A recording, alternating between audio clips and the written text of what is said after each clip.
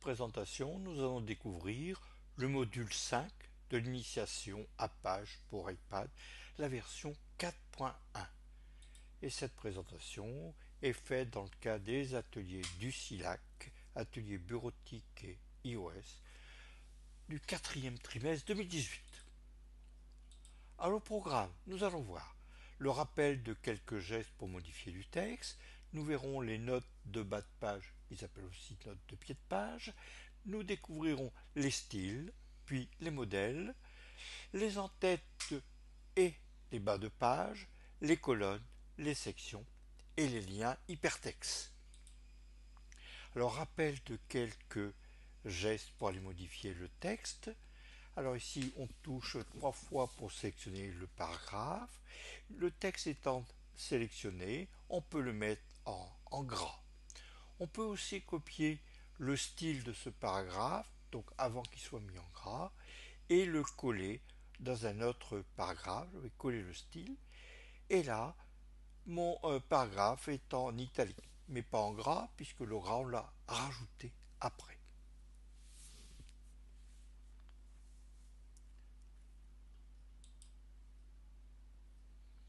Pour aller modifier du texte, on va toucher l'écran, on va se déplacer quand on a la loupe pour se placer à l'endroit voulu pour aller modifier. Donc là ici je vais me mettre entre les deux 1, je fais un retour arrière et je tape mon point. Et pour sélectionner un mot, je le touche 2 fois, donc là j'ai touché 2 fois l'île, et je peux déplacer les poignées donc de l'île jusque la quatrième agglomération de France et le mettre en gras. Donc voilà, j'ai mis en gras la sélection. Et bien sûr, on a le classique zoom avec 2 doigts pour augmenter ou diminuer l'affichage de la page.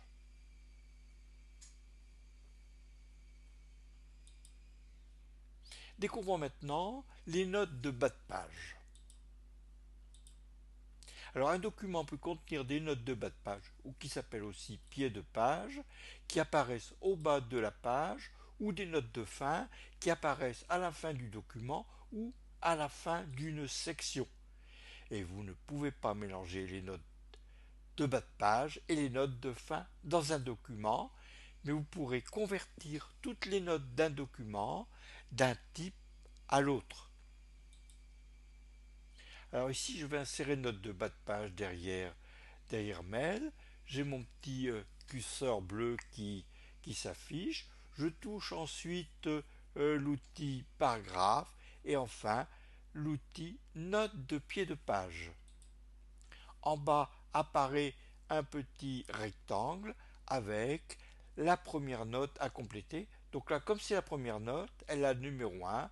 Donc je vais saisir mon texte. Voilà, MEL, Métropole européenne de Lille. Là ici, je vais saisir une deuxième note. Là, je me suis placé derrière conurbation. Et donc, j'explique dans conurbation la signification, agglomération composée de plusieurs villes.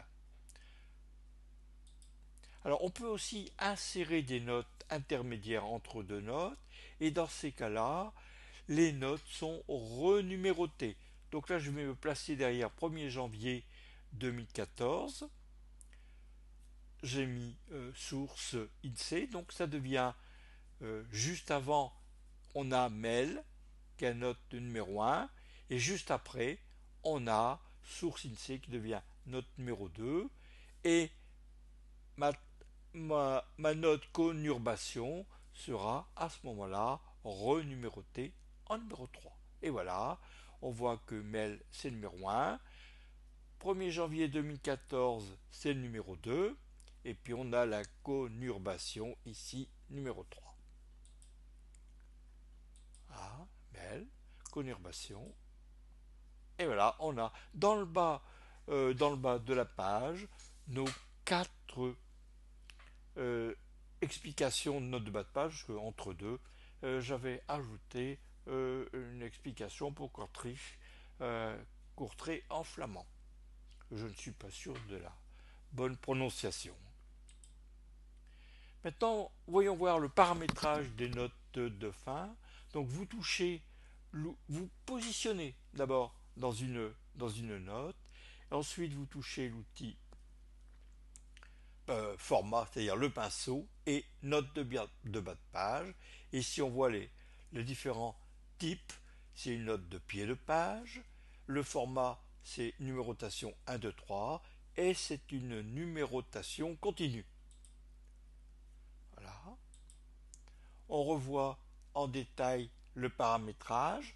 Donc dans type, c'est une note de pied de page ou une note de fin de document ou une note de fin de section. Ensuite, là, c'est les différents formats, disons, de numérotation. Donc c'est des chiffres arabes ou des petits i, ou d'autres signes. Et ensuite, on pourra choisir si la numérotation est continue, donc c'est-à-dire dans l'ensemble du document, ou si on redémarre à chaque page, ou si on redémarre la numérotation à chaque section. Voici mes notes de bas de page, ou pied de page, donc avec mes 4 notes de pied de page. Voici comment se présente une note de fin de document. Il y a un saut de page à la fin du document et on voit donc ici les 4 notes que j'avais saisies précédemment. Et là, une note de fin de section. Les notes se mettent en bas de la page de la fin de section. Mais il n'y a pas de saut de page pour séparer le texte qu'il y a dans la section des notes de bas de page. Voilà ici comment on voit les notes de fin de section. Découvrons maintenant le style. Alors c'est quoi les styles?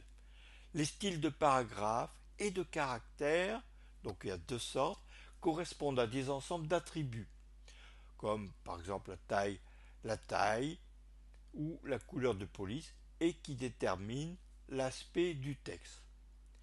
Les styles de texte peuvent vous aider à utiliser une mise en forme cohérente tout au long du document pour éviter d'avoir par exemple des polices différentes, pour avoir des tailles différentes, etc. Et les styles de paragraphe s'appliquent à l'ensemble du texte d'un paragraphe. Donc les styles de paragraphe s'appliquent à un paragraphe, alors que les styles de caractère s'appliquent uniquement à un mot ou à un caractère qui est sélectionné. Je voudrais changer le style de l'île qui est actuellement bleu et le changer de couleur. Donc je me positionne dans ma phrase et je vois style 1 est en bleu. Je vais toucher la couleur bleu et choisir une autre couleur. Je vais toucher maintenant rouge. Maintenant je vais revenir dans mon paragraphe, l'île, et je vois que titre 1 bleu a un astérisque, ça signifie qu'il a été modifié. La modification n'a pas encore été prise en compte. Je vais toucher maintenant titre 1 astérisque et je vois que devant titre 1, il est marqué mettre à jour. Je vais toucher mettre à jour. Et après avoir touché mettre à jour, mon titre 1 a changé de couleur et il est devenu rouge. Ma modification a été prise en compte et tous les titres 1 qu'il y a dans mon texte passeront de bleu à rouge. Voilà, je recommence. Je me place derrière l'île. Je touche l'outil format. Donc j'ai bien titre 1 qui correspond à l'île. On voit ici les caractéristiques du style titre 1. La police c'est Helvetica Neue. C'est en gras. La taille c'est 30 points. La couleur est bleue et c'est centré.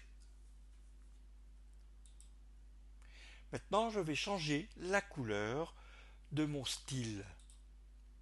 Je me positionne dans mon paragraphe qui correspond à l'île. Donc j'ai titre 1 qui est affiché et qui est en bleu, et la couleur est bleue. Je touche la couleur bleue et je vais maintenant appliquer la couleur rouge. Voilà. Titre 1 maintenant comporte un astérisque. Mais il n'est toujours pas changé. Je vais toucher mon titre 1 astérisque. Et titre 1, ici ça s'affiche dans le style de paragraphe. Je vais toucher mettre à jour et mon titre 1 qui était bleu est devenu titre 1 rouge et on voit que mon texte Lille qui était bleu est devenu rouge. Évidemment, tous les styles titre 1 de mon document changeront aussi de couleur. Ici, j'ai sélectionné l'ensemble de ma phrase pour qu'on voit bien la marque de fin de paragraphe. Alors, la population correspond à un style qui s'appelle Verdana 12J. Maintenant, je voudrais le modifier et changer ses caractéristiques. J'ai changé les caractéristiques, donc la population est devenue mon texte qui correspond au style Verdana 12J a été modifié. Donc il apparaît ici avec la taille et c'est une Velticanoï, c'est en gras, c'est une taille de 18 points et c'est rouge. Et le texte sera justifié, bien que ce ne soit pas très apparent ici. Découvrons maintenant la création d'un nouveau style. Je vais modifier le style de la population qui s'appelait Verdana 12J. Je change de police Helvetica Je vais changer maintenant la taille de la police, donc qui est actuellement de 12 points. Je vais le porter à 18 points. Et on voit là que le nom de la police, Verdana 12J, a maintenant un astérisque et a changé de caractéristique. Je vais maintenant aller changer la couleur du style, donc qui correspond à la population. Je touche maintenant une partie de mon document dans la partie blanche. Je touche maintenant le style V, 3 petits points de J. Je touche modifier en haut à droite. Je touche plus. Le nom du style a été modifié, un 1 s'est rajouté et je vais taper à la place titre 2. Et je termine en touchant OK. Le style titre 2 a été créé, donc il correspond ici à la population. Et si je vais maintenant sur l'île, je vois que j'ai titre 1 PM. Alors on va recommencer l'ensemble du processus. Les caractéristiques de ma police ont été changées. Je touche cette police, le nom de la police avec l'astérisque.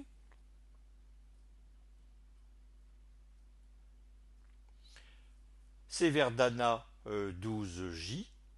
Je vais toucher modifier. Ensuite, je vais toucher plus. Et je vais remplacer Verdana 12J 1 par titre 2. Et ensuite, je termine en touchant OK.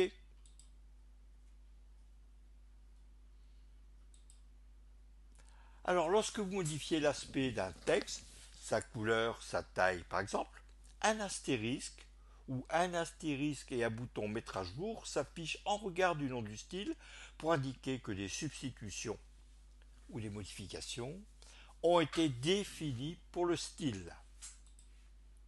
Et pour mettre à jour le style de façon à intégrer les substitutions, touchez Mettre à jour. Le style est mis à jour avec vos modifications.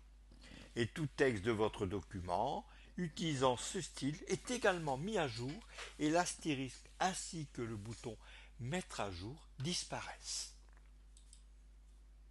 Découvrons maintenant les modèles d'empage pour iPad. Un modèle, c'est un ensemble prédéfini d'éléments qui servent à créer un document. C'est la mise en page, c'est du texte et des images de caractères fictifs, etc. Les paramètres fictifs vous permettent de visualiser à quoi un document créé avec ce modèle peut ressembler si vous utilisez ces styles de texte et d'objets. Et chaque fois que vous créez un document, vous choisissez un modèle comme point de départ dans la liste des modèles. Et une fois que vous avez ouvert un modèle, vous pouvez y ajouter votre propre texte, remplacer les textes fictifs ou les supprimer et ajouter des nouveaux objets, des tableaux, des graphiques, des zones de texte, des figures, des lignes et des fichiers multimédia. Voici ici une partie des modèles. Bon, dans les exercices qu'on a fait jusqu'à présent, on a toujours utilisé le standard vierge. Découvrons maintenant les en-têtes et les pieds de page et la numérotation des pages. Alors pour ajouter un numéro de page, tout simplement, vous touchez les trois petits points et ensuite mise en page. Dans le menu qui s'affiche, et vous avez le document de mise en page. Vous touchez le bas à droite. Vous voyez apparaître un petit menu pagination.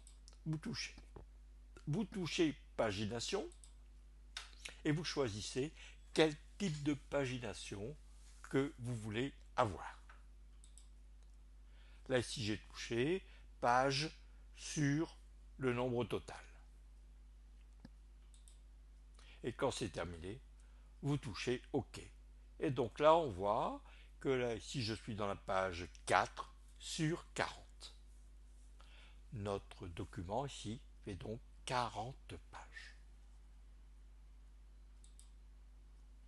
Alors vous avez le choix d'avoir une ou plusieurs colonnes dans votre texte. Bon, jusqu'à présent, nous avons travaillé sur des documents à une colonne.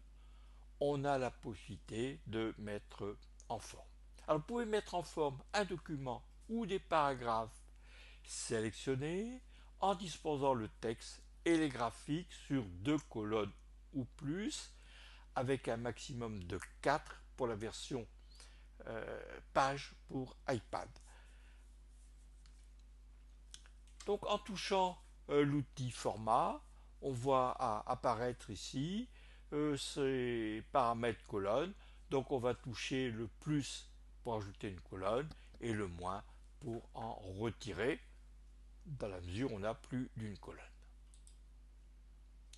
Là ici je vais formater plusieurs paragraphes en plusieurs colonnes. Donc là j'ai sélectionné mes deux paragraphes et je touche mon outil format comme toujours et je touche plus colonne et donc on va passer de 1 à 2 colonnes. Alors notez ici que pour ce paragraphe qui est passé en 2 colonnes, ici on a un changement de section. Alors dans un texte qui est écrit sur plusieurs colonnes, vous pouvez insérer des sauts de colonnes. Donc là ici je me positionne devant plus largement et je vais faire un saut de colonne en ayant touché préalablement mon outil paragraphe puis saut de colonne. Et là je vais avoir un saut de colonne. Alors bien entendu dans le cas présent mes deux colonnes ont des tailles différentes. Découvrons maintenant le découpage en sections.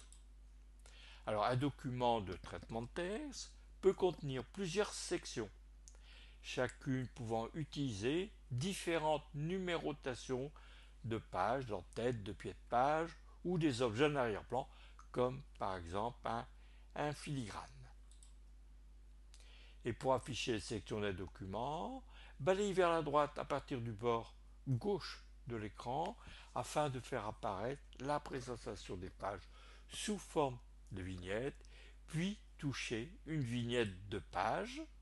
Et lorsque vous touchez de nouveau la vignette, une couleur d'arrière-plan s'affiche derrière toutes les vignettes de la page qui appartiennent à la section.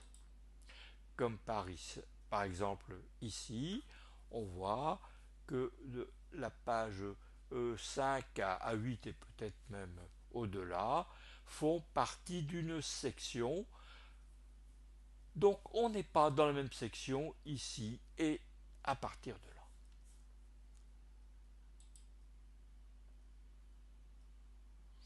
Pour insérer un saut de section, vous positionnez dans votre texte, vous touchez l'outil paragraphe et vous touchez saut de section.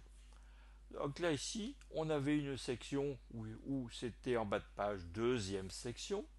On va insérer une nouvelle section. Donc on voit ici notre nouvelle section. Et je vais toucher l'outil plus, enfin les trois petits points plus exactement. Et là dans mon texte de bas de page, je vais mettre troisième section. Et quand c'est terminé, ah non, là je vais encore faire une petite opération. Oui, et là je ne vais pas faire correspondre à la précédente, parce que si on fait correspondre à la précédente, on aura d'une part une numérotation qui va à la suite, et d'autre part, on aura le même texte de bas de page. Là ici, je vais avoir un texte de bas de page qui soit différent pour ma section. Je veux que ce soit troisième section et non plus deuxième section. Je vais sélectionner donc mon texte comme j'ai montré tout à l'heure pour voir les sections. On voit bien ici, on a la troisième section. Par contre, j'avais choisi au niveau de la numérotation une numérotation qui est certes à la suite de l'autre, mais sans qu'il y ait le numéro total de pages. Alors on peut voir ici en plus comment copier un document PDF depuis page vers eBooks. Alors eBooks s'appelle livre dans la version iOS 12. Je touche les trois petits points. Ensuite exporter. Ensuite je vais choisir le format, donc je vais prendre PDF. Et ensuite je vais choisir le mode d'envoi ce document PDF. Et ici, je vais le copier vers livre. Et mon document a été converti en PDF et il a été stocké dans livre. Donc livre pour iOS 12, eBooks pour iOS 11. Découvrons maintenant comment insérer des liens hypertextes dans un document. Ici, j'ai sélectionné mon texte Lille. Il y avait un lien. Non, il n'y a pas de lien. Il n'y a pas de lien. Donc, éventuellement, le lien implicite, c'est apple.fr. Je vais taper mon nouveau lien. Donc, http://www.lille.fr. Je peux taper ou aller copier et coller depuis Safari. Et maintenant, Lille va contenir un lien et si je touche le lien, j'ai le choix soit de le supprimer, soit de l'afficher. Là ici, dans le cas présent, je suis sur Roubaix et là je vais supprimer le lien qui a été mis pour Roubaix. Et pour suivre un lien, donc le lien que j'ai fait tout à l'heure sur Lille, je touche le lien et ensuite ouverture et ça, ça envoie à l'ouverture de la page web depuis le navigateur, donc dans le cas présent depuis Safari. Je vous remercie pour votre attention et je vous dis à bientôt.